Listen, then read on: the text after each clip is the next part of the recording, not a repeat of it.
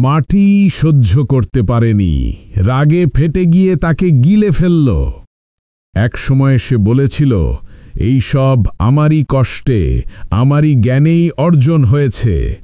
কিন্তু এক রাতেই পৃথিবী বদলে গিয়ে তার রাজপ্রাসাদ আর ধনসম্পদ সহ গ্রাস করল তাকে। কি করে এক মানব এত ধনে মোহিত হল যে মাটির ক্রন্দনও সে শুনল না?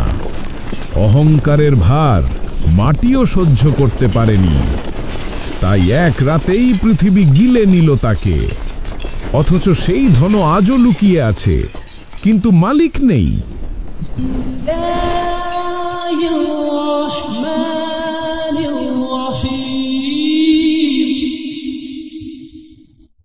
কারুন ছিল ধনী, এত ধনী যে তার প্রাপ্য ভেবে মানুষ ঈর্ষা করত। কিন্তু ধন ছিল তার ঈমানের প্রতিস্থাপন। অথচ আল্লাহই তাকে ধন সম্পদ দিয়েছে, কিন্তু সে কৃতজ্ঞ হল না।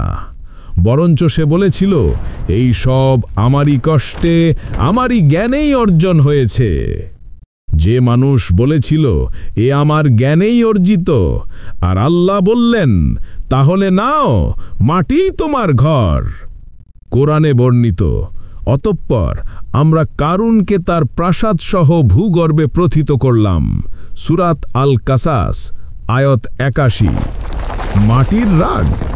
হ্যাঁ, এটা কোনো কল্পকাহিনী নয়, এটা শাস্তির দৃশ্য। এবং শাস্তি তখনই আসে যখন ব্যক্তি নিজের সৃষ্টিদাতাকে ভুলে ফেলে।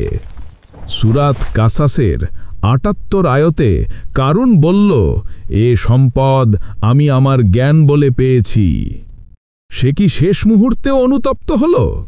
পরিণতি এমন হল যে সে নিজেও নিজেকে সাহায্য করতে সক্ষম ছিল না। ধনসম্পদ তার মালিককে রক্ষা করল না। পরিশেষে ধনই তার বিচ্ছিন্নতাই হয়ে দাঁড়াল। এই কাহিনী থেকে শিক্ষা স্পষ্ট, ধন যদি ঈমানের বদলে বসে, তবে সে কেবল ক্ষণস্থায়ী। আল্লাহর রহমত, নেক আমাল ও বিনয়ী সত্যিকারের সম্পদ। আপনি কি আপনার ধনকে নিয়ন্ত্রণে রেখেছেন, নাকি সে আপনাকে নিয়ন্ত্রণ করে? আজই সময়, ধনকে সেবা বানান, ঈমানকে না ছাড়িয়ে।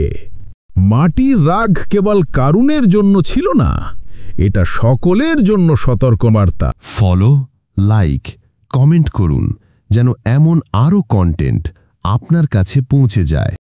ইসলাম প্রচারে আপনার একটি শেয়ারই হতে পারে কারো হেদায়েতের দরজা।